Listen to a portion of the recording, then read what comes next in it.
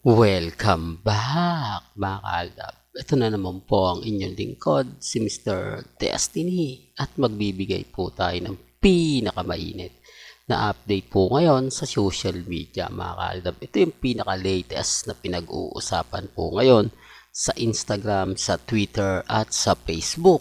Ang huling araw nga po ni na Richard Paul Carson at Mama Ten sa South Korea. Nababalik na nga po sila rito sa Pilipinas dahil nga po sa March 1 magsasama-sama nga po sina Alden Richards at Maine Paul Carson na kung saan inaabangan po naman ng karamihan. Gaya nga po na sinasabi natin, mga kaaldab, ito yung mga ebidensya at resibo na dito lang natin makikita. Dito nyo lang po mapapanood. Although sinasabi ng iba na wag na kayong umasa, Mr. Destiny, dahil trabaho lang naman ang pagsasama nila Mengay at ni Alden Richards sa Bingo Plus.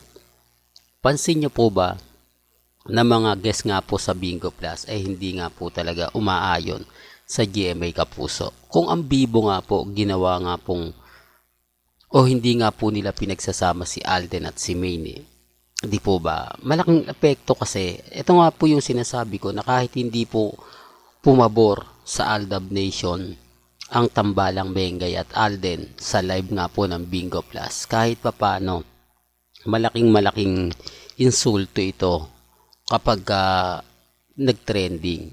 Ibig kong sabihin sa GMA Kapuso. Di po ba? Pansin nyo sa remind ko lang balik ko lang sa Bibo.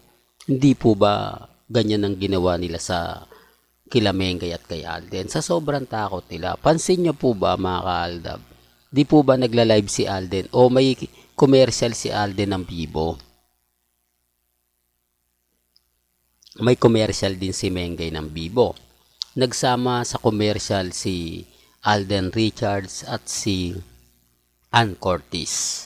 Pero ang tanong, bakit hindi po nagsasama ng commercial si Mengay at si Alden Richards? Di po ba? Bago lang endorsement nila si Ann. Tapos napasama na agad-agad kay Alden Richards. Samantalang si Maine Paul Carson na matagal na sa Bibo, wala po silang commercial ni Alden Richards. Hindi na nga po pinagsama sa commercial para isahan na lang. Hindi, para lang klaro, para lang po sa kaalaman ng lahat. Alam ko, yung mga Alden fanatics at mga Maine fanatics, alam yan. Di po ba? Hindi nila po pwedeng i-deny yan. Maaari nilang yung ibang ina-update natin, i-deny nila. Pero karamihan po ng mga sinasabi ko, hindi hirap sila i-deny. Di po ba? Maliban lang po kay Baby Teo, kasal na sila, may anak na yan, deny po nila yan, sasabihin nila hindi totoo. Pero may mga bagay-bagay po na mga pinopost ko na sapul naman po. Ang ibig kong sabihin sapul na sapul, okay na okay po. Di po ba? Kaya relax lang po kayo. Maging kampante. Di po ba? Sa ngayon, masaya po ako sa mga nababasa natin. Sa ngayon, masaya po ako sa mga napapanood at napapakinggan po natin. Kaya nga po ako hindi basta-basta nagpapa-apekto. Kaya nga po ako hindi basta-basta nagpapatalo. Di po ba? Pag dumating nga po yung point, mga kaaldab, na kumbaga kayo na lang po bahala mag-react. Kayo na lang po bahala mag-komento. Di po ba? Sabi ko nga po sa inyo dito po sa channel ni Mr. Destiny. Kung ano po yung pinaka-latest, kung ano po yung trending, kung ano po yung gusto nyo pong malaman, abay relax lang, di po ba? Tapos sasabihin nila na, ganito Mr. Destiny, move on ka na, tapos na yung boxing, tanggapin mo na yung katotohanan, natalo na kayo, tanggapin mo ang katotohanan na hindi na kayo ganito, hindi na kayo ganon, di po ba? Tapos sasabihin nila, fake news daw. Ibig kong sabihin, mga kaaldab, lahat po ng mga sinasabi natin, lahat po ng mga ina-update natin, para po sa mga mami, sa mga tita, sa mga senior. Apektado po sila kapag tayo nagbibigay ng mga throwback picture gaya po nito. O inaamin ko na agad para lang klaro kasi baka sabihin nila, naku hindi naman, ito yung mga bagay-bagay na masayang masaya ang Aldab Nation ng mga panahon na to. Alam ko marami nakaka-relate nito, marami nakakaalam nito. Kaya nga po pumapabor at umaayon yung mga sinasabi ko sa mga ilang netizen. Kaya nga po ramdam na ramdam natin ang presensya ng Aldab. Ramdam na ramdam natin yung mga kaganapan na kung saan nga po talaga napapaisip po yung iba. Na kung saan nga po talaga 101%. Di po ba? Tapos sasabihin nila puro daw tayo fake news, puro daw tayo paasa, lahat daw ng mga sinasabi natin hindi totoo, wala pong problema. Di po ba? Kasi dito naman po sa channel ni Mr. Destiny, kung ano lang po yung latest, kung ano lang po yung trending, yun po yung topic natin. Di po ba? Sa ngayon mga kaaldab, wala tayong nakita mga audio, di po ba, sa mga video ni Alden. Halatang halata po mga kaaldab na kumbaga sensitibo na yung mga bagay-bagay. Hindi na po talaga katulad ng dati. Di po ba talagang nag-iingat na nga po ngayon si Alden Richards. Tapos eto pa po real talk to mga kaaldab. Hindi po ba may video po sila Melay at si Alden na ginagawa na naman ng issue? Marami akong nakikita, nababasa sa mga website, sa mga post sa Instagram, lalo na po sa Facebook. Grabe, no?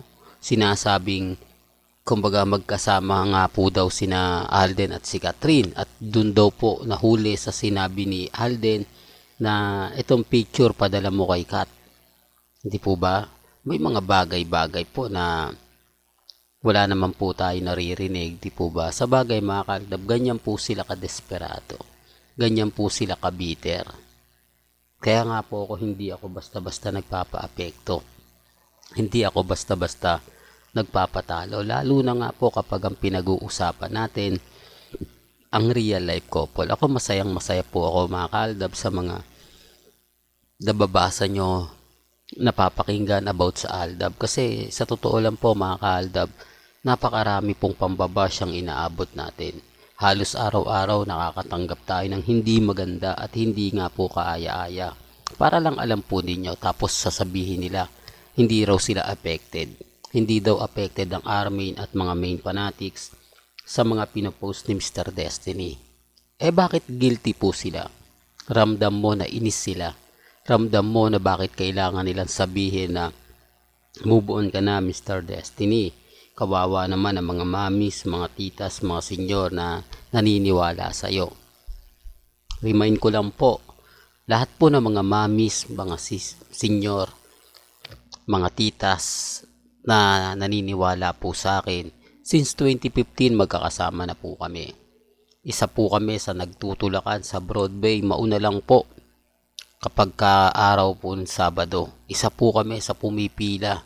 Isa po kami sa maaga nagigising para maagang pumila po sa Broadway at makita po sila Mengay at si Alden Richards. Di po ba?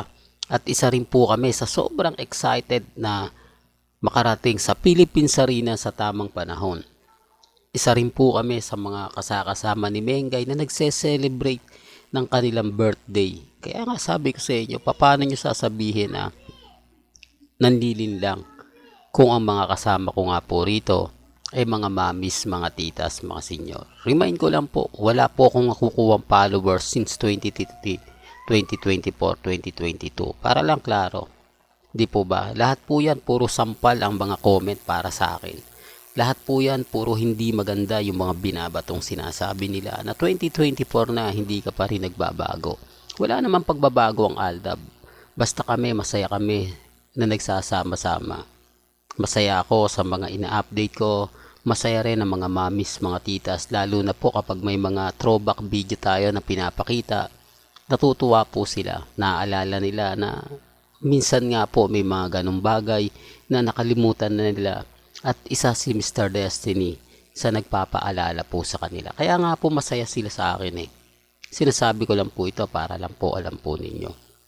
Well, hanggang dito na lang po ang ating latest updates. Kaya kung gusto nyo pa po ng pinaka-latest at sariwang update, abay tumutok lang po kayo sa channel ni Mr. Destiny para updated po kayo sa mga latest at sa mga bagong video po na ilalabas po natin maya maya lang. Hanggang sa muli, salamat po sa panonood at pakikinig.